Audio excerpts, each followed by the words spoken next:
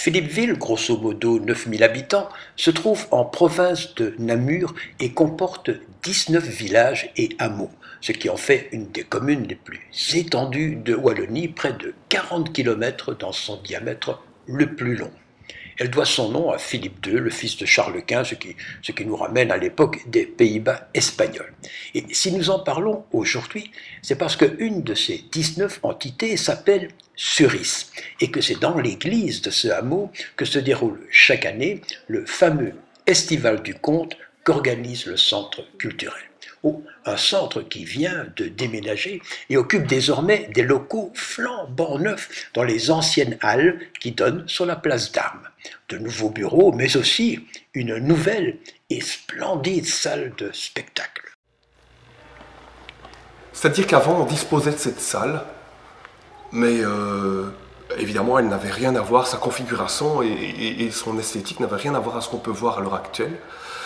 C'était quelque chose d'assez tristounet, d'assez conventionnel, comme ça.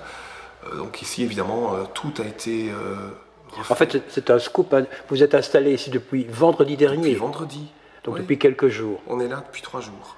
Je vois, il y a à peine des armoires, enfin, oui, il faut encore tout installer. On patauge encore.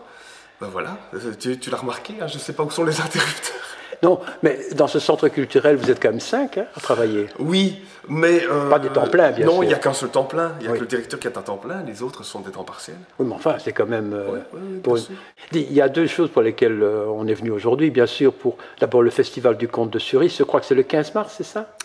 Oui, effectivement, le 15 mars, le 14 mars aussi, puisque on a donc la finale qui va se dérouler, je veux dire, comme c'est le cas maintenant depuis toutes ces années, c'est-à-dire en 2 temps, en deux journées, en 2 soirées.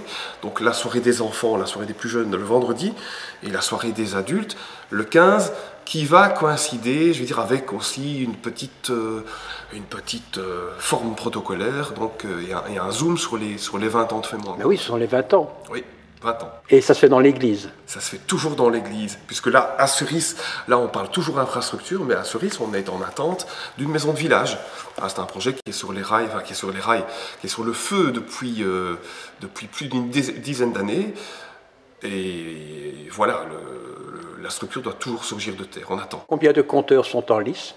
Si on prend le concours de cette année, on est relativement même très content, puisque c'est une bonne édition. On a reçu 62 textes uniquement dans la catégorie adulte, ce qui est bien et même très bien. Ouais. Et tous les 62 vont passer? Absolument pas. Non, là, il y a toujours la fameuse présélection, il y a le filtre, et puis donc de ces 62... C'est le casting, quoi. Ouais, c'est comme dans The Voice. C'est le casting, donc de ces 62, on va extraire 8 textes. Ah, voilà. Et alors, comme d'habitude, donc, on invite les personnes donc, à participer aux 3 journées de formation qui sont proposées, qui sont offertes, et puis hop, sur les planches, donc le samedi 15 mars. Et alors, pour les 20 ans, vous allez faire un truc un peu exceptionnel, vous allez sortir un bouquin. Voilà, tout à fait. Et vous allez l'éditer et l'imprimer vous-même. Tout à fait. Un bouquin dans lequel on va retrouver tous les contes de ceux qui ont compté pendant 20 ans. Exactement, donc voilà l'idée, c'est le fil rouge. Donc on retrouve dans ce recueil qui va être intitulé donc Fais-moi un conte 20 ans de création et d'expression. Donc on va retrouver les textes des lauréats qui sont succédés depuis 1994. Donc un recueil édité aux éditions Les Halles. Je me souviens, il y a 1 an, on avait fait ici tout un petit reportage, et puis c'était Sophie Hubert qui avait remporté le Grand Prix. Le Grand Prix, oui. Qu'on a d'ailleurs passé dans Actu TV. Oui. Qu'est-ce qu'elle est devenue? Alors Sophie, donc, elle a fait son petit bonhomme de chemin, elle a continué et elle continue à compter, que ce soit en solo ou avec des connaissances, des conteuses, puisque régulièrement elle vient nous demander de mettre à sa disposition un local pour des répètes. Alors elle est allée compter à Chigny, enfin donc voilà, oui, je pense qu'elle tient le bon bout, en tout cas.